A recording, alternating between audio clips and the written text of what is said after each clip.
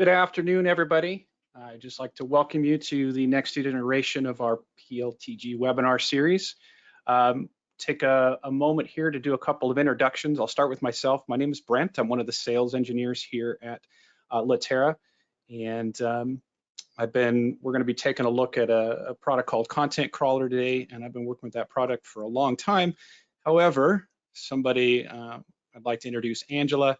Angela, if you want to let them know just how ingrained in this product you are. Thanks for that, Brent. Yes, I'm Angela. I am the product owner for contentCrawler, which we'll be showing you today. I've been the product owner for over 7 years now. contentCrawler was launched over 10 years ago, so I'm definitely what you would say an expert in the product. So hopefully we can share some insight into the product today with you guys, and if you have any questions, then I'll be happy to answer them at the end. Sorry about that, folks. Okay, so and we've already passed the welcome here. So let's talk a little bit about, so we've mentioned the contentCrawler, but I want to pause for a minute, take just a quick dive into where that falls within Latera. So contentCrawler is part of our drafting process. We have a number of products throughout each of the cycles for creating, checking, where we're repairing and proofreading, collaboration where we're comparing and cleaning and protecting and sharing files.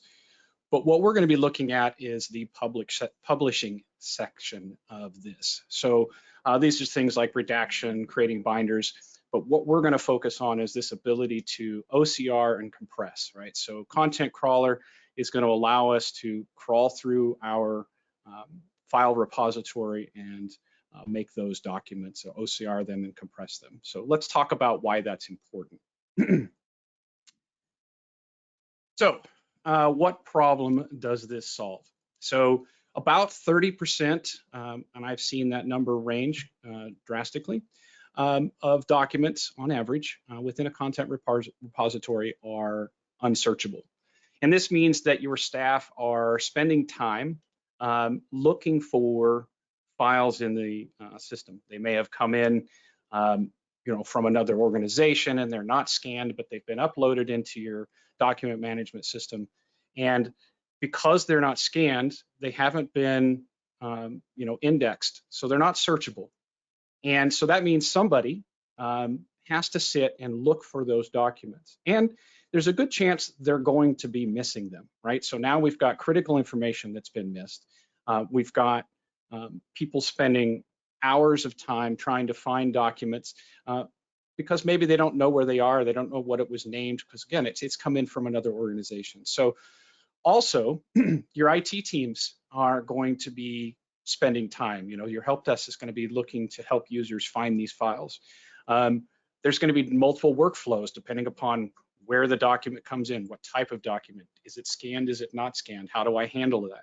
And so also, our scanned documents are often as an image, they're much larger than they need to be. So, and we all know that the costs of data storage are going up, right? As we move to the cloud or we move, to bigger and better DMSs, we're going to run into situations where we want to kind of try and manage our costs as best we can, while also having a repository that works for us. Okay, so Angela, I was going to kind of see if you had any other thoughts here and maybe kind of talk about what contentCrawler can do as we could hop through this. Yeah, of course. contentCrawler, I guess, as Brent's mentioned, was initially launched to assist, I guess, legal teams and their supporting IT teams to make life a little bit easier, to ensure that documents are 100% searchable, that makes them available for your document management systems to index them and make them available in the search engine, but also helping like IT teams whereby they don't have to assist users, or where they're maintaining multiple workflows to ensure that when these documents are brought into the company and into the document management system, that users aren't having to spend hours kind of manually OCRing them, or they may have multifunctional devices. So the reason contentCrawler was launched is to ensure that everything is text searchable, and how we do that is by a server-side solution that, you know, smartly monitors your document management system, looking for documents that are image-based, and then OCRing them and/or compressing them and saving them back into the document management system. And what that does, it kind of takes the emphasis off the end users, meaning that they don't have to worry about being, you know, having to OCR them, and just spend more time doing what they should be doing. So that's one of the reasons why contentCrawler was launched. And we're going to go through and show you how contentCrawler finds documents, how it processes documents, and how it saves those documents back into the document management system. Hopefully, Brent, if you've got anything more to add, I guess. No, I kind of wanted to hit on a couple of the other things on the slide there, and one of those is compliance, right? So depending upon your locale, the government regulations may require that all of your documents are searchable, right? And that correct. could be for, you know, data protection, information security reasons, right? So, and even your own internal IT teams, maybe, you know, your information security, your CIO, those teams are going to be looking at compliance and how can we bring our documents into compliance, and we need to make them searchable, right? So that's true. That's certainly something that's increased more over the years as well. That's correct. Yeah, we're seeing that more and more now, right? Mm-hmm. All right, so let's take a look at the product.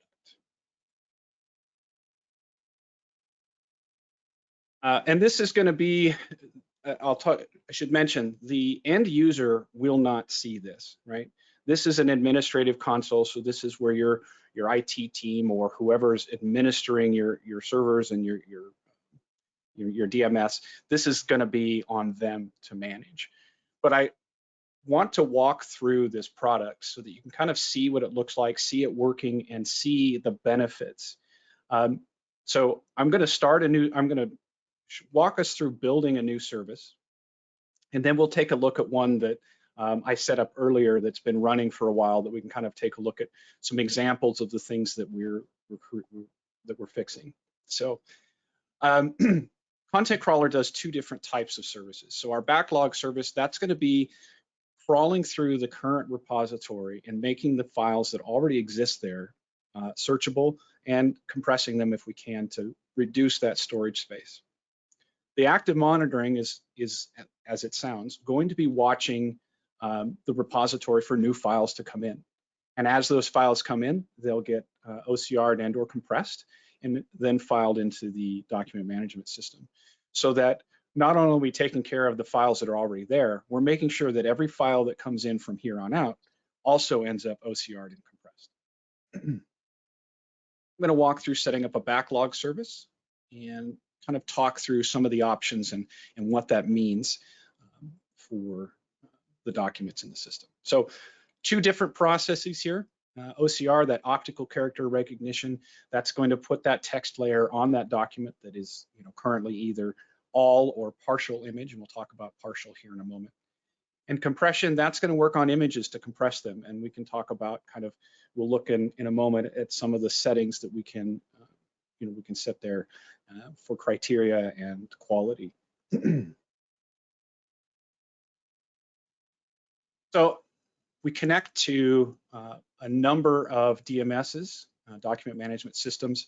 There's a list here. We also connect to a file system. So if you don't have an active document management system, but you got a file server, we can, scan and crawl through that file server as well. So in this instance, for this demonstration, I'm going to be using iManage, and so I'm going to go ahead and authenticate here.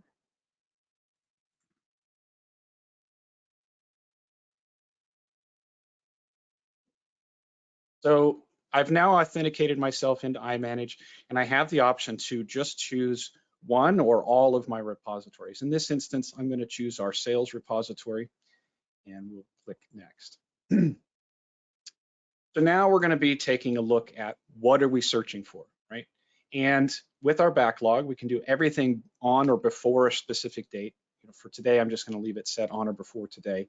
But we can also search through a very specific date range. So if we want to set up a crawl that is only going to look at it at the last year, we absolutely can do that. And then we have the options of what types of files are we going to be crawling or searching for. PDFs, obviously, that's kind of the big one, right? That's our scanned PDFs come in, and that's what most people are looking to OCR. We also have images that come in, you know, depending upon where it was scanned, how it was saved, it might come in as an image file. Additionally, we know that people save Outlook messages, email messages in their DMS, right? That's part of our work process. That's part of saving that information. Sometimes those email messages also have attachments, and those attachments may not be OCR'd. So what we're going to do is unpack that, OCR that document, put it back in the message, and drop it back into the document management system. For those with some legacy Lotus Note stuff, we see that less and less, but they are out there, and we can crawl those and OCR them. Moving on, this is allowing us to basically, by default, ignore those files that we have taken in iManage and declared them as a record. If I want to search those, I can. In this instance, I'm just going to leave that alone. I want to pause a moment here to kind of talk about the assessment. So our processing, the content crawler, and you'll see this as when we look at the job, but we run in 3 different stages. So we have a search and assess, which is going to index all of the files that are in there, right? We're going to search through the DMS and, you know, basically get a file count and build a database, letting content crawler know, you know, what documents does it need to assess. So once it searches that, we move into the assess phase, right? So it's going to decide, does it need to be OCR, does it need to be compressed? The next phase will be the process phase, right? That's where that OCR or compression takes place. And then the final stage is actually saving it back into the DMS. So that happens last. So each of the next few windows that we're going to take a look at step through each of those stages and allow us to make some choices. First here, we're going to look at our assessment settings. So the assessment settings, a couple of things here. So OCR PDF documents with characters per page less than or equal to. One thing to note is that as we're crawling through here, we're not just looking at entire documents, we're looking at the entire page, right? Or individual pages. So in an instance, and I'll show an example of this when we look at some documents that we processed, sometimes we get a document that, right, it's been scanned, it's been put into a binder or just inserted into a document, and maybe it's got a header and footer on it that was placed there as somebody was building that PDF bundle, right? So now we have a scanned document that has a few characters of text on it, right? But the rest of that page is not OCR'd, right? We cannot search it, right? So that page, the only thing that can be searched on is the header and footer. Well, we want to allow for that, and that's where this characters per page less than or equal to is, right? So default's 40. We found that that's about the right number to leave it at so that we catch the most of those documents.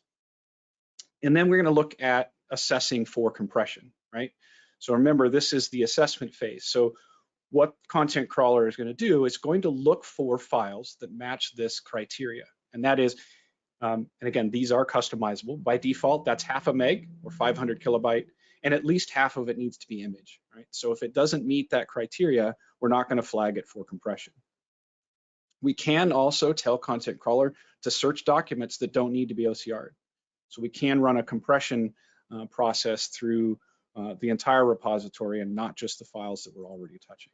So this hold for review checkbox, this allows us to hold documents at a specific stage, and we'll see that when we look at the running service. But when this is deployed and running, nothing's going to be held for review. This is really for testing purposes or demonstration purposes like this. Next is our process stage, right? And so at this point, you know, OCRing is going to be a standard. So what we're looking at is how are we going to handle the compression on that, right?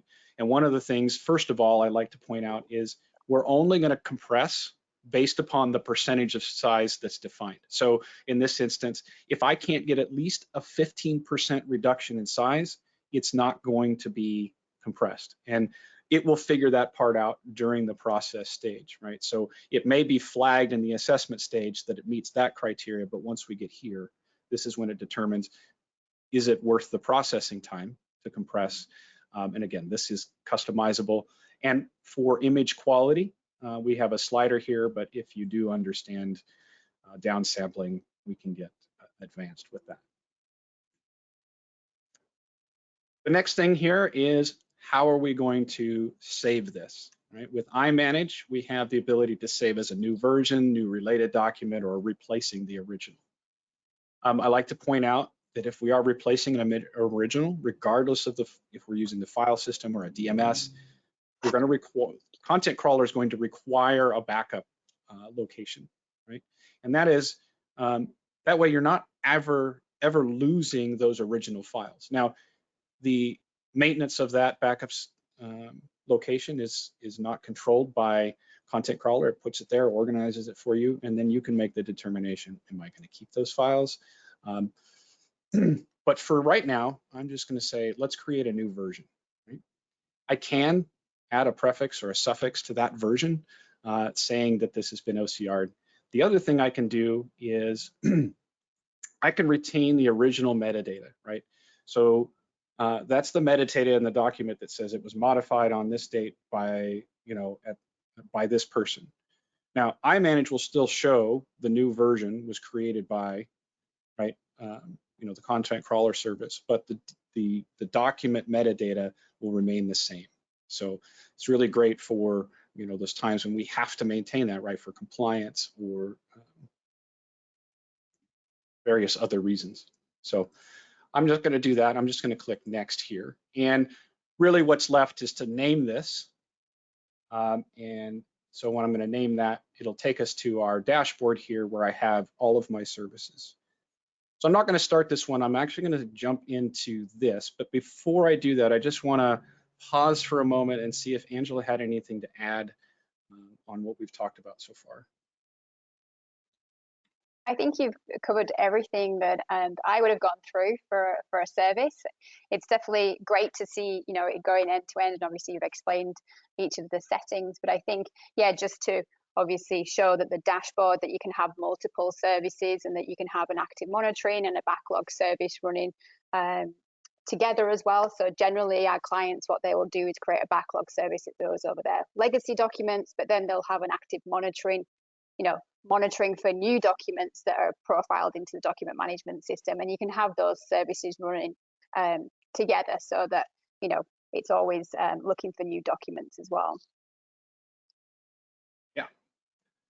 Okay, so let's step into, I've actually stopped the service, but we let it run for a little while earlier.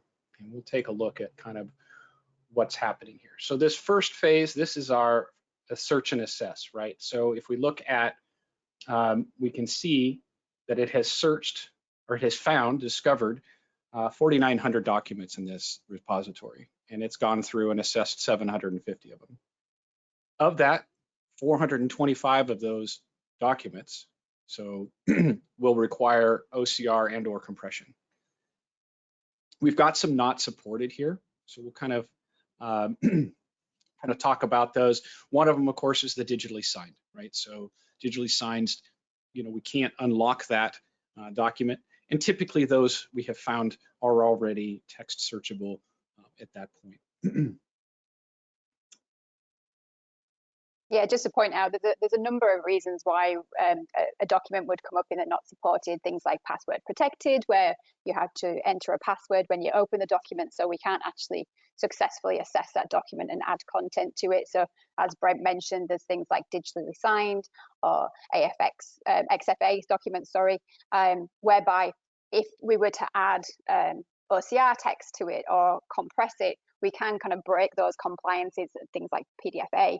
So we're erring on the side of the caution. We don't want to process those documents, but we filter them out into this not supported list. So hopefully that the administrator will be able to report using contentCrawler reporting tools. We can export this information to a CSV file, whereby you can use that information and either process those documents manually if you need to for OCR, or it may be that those documents already have text in them anyway. But we're trying to obviously give administrators as much information as possible so they can go and find those documents to ensure that they are text searchable, but we don't want to process them to ensure that we don't break anything within them with regards to compliance. Thank you. So the next stage, if we look at, this is our process stage. So we just moved a few documents through so that we can take a look at those. Oh, they've already moved on to saved, so they're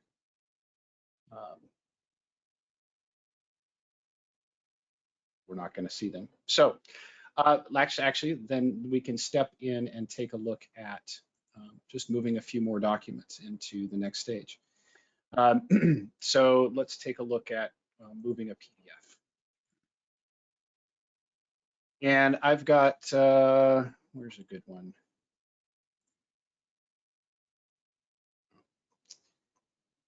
So I guess also just to, whilst Brent is going through this, to show, give you some more information around the service screen that you're seeing here. So each service, you can go in from the dashboard into, drill down into the service itself. On the left-hand side, we see the breakdown of each of the stages that Brent's mentioned. At the top, it tells you what the service is looking for. So obviously the PDFs, the message files, the images, what that service is running for, so OCR and compression, and what the service is going to do. It's saving as a new version.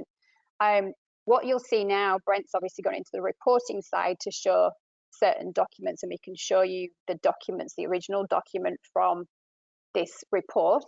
If you right click on a document, you can show view source. What that does, it goes off to the DMS and actually shows you and brings the document to view of what that document is from the DMS. So we can see that the original document in this case is a binder document that's been created. So the majority of this document is potentially already text searchable. But what Brent has mentioned in the previously is that we have found that some documents then have, certain pages that are still image based. So contentCrawler assesses these documents on a page by page basis, and we see that this particular page is only an image. So we've picked this up for processing, and we can see the original document. And then if we go back into the contentCrawler admin tool, we can then view the output. So we can see the result after contentCrawler's processing, and we can demonstrate that that particular page now is OCR'd and it's got that invisible text layer on there. And then we can talk about compression, right? So this one document here has been compressed. So if we view the source document, this is an image. It's a passport for my old boss, but we can see that there's nothing here searchable, right? And just like before, we can take a look at the resulting document and see that even in an image as fuzzy as this, we can do the OCRing process. Now, again, this one has been compressed. So if we come into our DMS that's been saved back in here by our active admin, we can see that the first version, right, which was not OCR'd, was 823K. The compressed version that has been OCR'd, but has also now been compressed, is only 195K. So we have basically 25% of its original size. So great deal of compression there. So that's a really good result. The other one we were talking about is message files. So if I view a source document, it's actually going to open that message for me in Outlook. And if I open this document up, we can see it is not text searchable. And I bet you can guess what's going to happen when I choose the result. We open up the same email message, but now when we open up the document, we now have an OCR document. So we've unpacked that from the message file, OCR'd the document, and wrapped it back up in the message and saved it back into the document management system. I think also just to point out that from a processing perspective and from a search perspective, contentCrawler will only look for the latest version of a document. So for example, if you had documents in your repository and you've got multiple versions, we'll only ever be looking for the latest version of that document and assessing that document, that latest version. So you may find, just to point out that we'd only pick up the latest version. We don't do multiple versions of a document. The other thing is if these documents are checked out by the user, contentCrawler will come back to it. Right? So the end user impact is minimal. It's really just benefits, right? So it's not going to slow down, the document management system. It's not going to slow down anybody's work. In fact, it may allow them to get more work done because they're not standing at a scanner with an OCR capability running those documents through, right? They can scan them in or import them from emails or a thumb drive, wherever those might come from, drop them in iManage or another document management system or even the file system, and just know that contentCrawler is going to pick those up and have them ready for them in a short amount of time. Couple other things. We're talking about the end user. This is just, and I mentioned this before, but the product just sits on its own server. It just needs to have connection to your document management system. You just really have the only interface with this is your admin who's going to be setting this up and monitoring. We do have email alerts. So if a service stops or we reach a point of too many exceptions, it's going to alert your admin to know, hey, you need to go take a look at contentCrawler. We can also schedule the services to run during different hours. If you're trying to look at reducing, processing or bandwidth use, depending upon where that document management systems, we can, schedule that to maybe only run at night. So we're running the active monitoring and the backlog, and we can turn them on and off by schedule. So. Yeah, I mean, and this is scalable, right? So depending upon the number of documents that need to be OCR'd or compressed, how large that repository is. If we're over 5 million documents, we're going to need to set up a full SQL database. Under that, it's all contained. But if we need to speed up that processing or deal with, multiple large DMSs, we can deploy multiple servers or increase the licensed cores for the product. So it's very flexible, scalable, and again, it runs in the background. And generally we start, and there'll be information in a follow-up email, but generally what we start with for firms that are interested in, or businesses who are interested in looking at contentCrawler, we would set up an audit. So we have the ability with the software to come in without saving anything or modifying the DMS in any way, crawl through and do that search and assess and process a few documents, though we won't save them. And that gives us the ability to kind of take a look at how big is that problem and how long will it take to fix. So again, information on if that's something that you think you want to do will be included in the email. Angela, did you have anything else before we kind of open it up to questions? No, I think we've covered everything. We probably do have a number of questions that will come through. Yeah, I think we've covered a good, broad kind of understanding and demonstration of the product. I think yeah, some questions would be good if anybody has any. So if you have questions, go ahead and throw them in the chat for us and answer those. I suppose, let's see. Can we OCR multiple languages?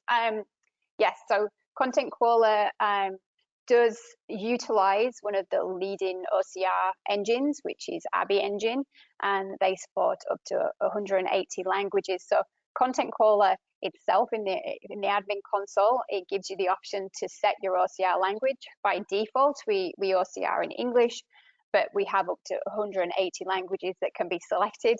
Of course, to select more than, I would say, around 15 to 20 languages, then we may start seeing increased processing times, just because the engine itself has to look for all those different languages on a page. But we certainly have found up to, say, 20 languages, there's no real impact on the processing. But if your organization is a global company, or you have documents that are coming in from overseas, then it may be that you want to OCR in different languages, and that can be set in contentCrawler. So we do support up to 180 languages.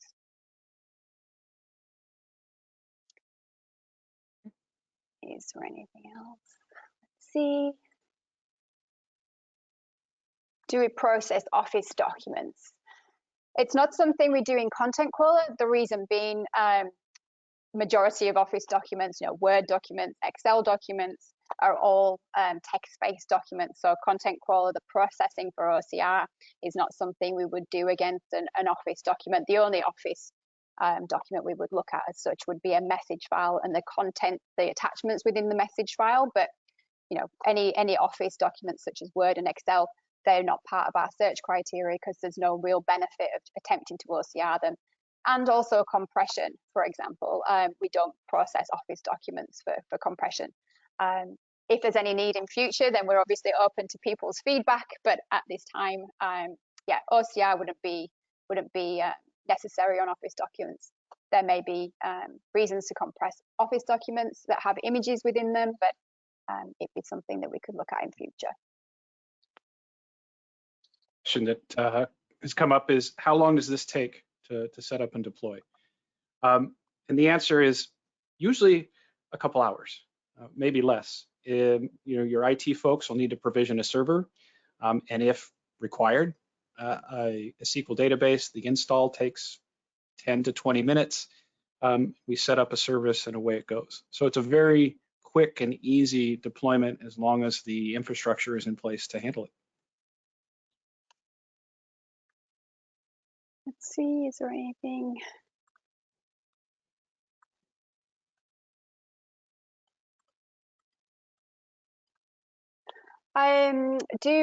Does it impact the document management system or performance? So contentCrawler, the way that majority of integrations with the document management systems we integrate with, is it uses the APIs, or the REST APIs, and it's really done on like a user basis. So it's as if it's connecting to the document management system as a user. Majority of the security and the access rights and everything are managed by the user that you create the service as. So when Brent went through the creating of the service, you would have seen that when he selected to connect to the iManage Cloud, it then popped up with a username and password screen that's generated from iManage, and then he was able to authenticate that way. So the authentication side is handled by the document management system. But contentCrawler itself, when it's actually processing documents and going up and searching, it's as if a user would be doing that. So there's no real impact on your document management system.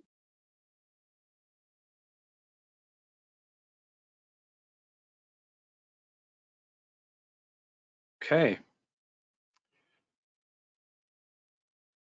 See any other questions coming in? I think we've covered just about everything. We might be able to give some folks almost 10 minutes back to their day. Do you have anything else, Angela? No, I don't think so. I think, thank you for your time, guys. We really appreciate everybody that's logged in and joined us, and all your questions. As Brent mentioned, will be a follow-up email with the recording and also additional information of how you may want more information, or you may want to go through an audit on your environment, and we can obviously arrange that.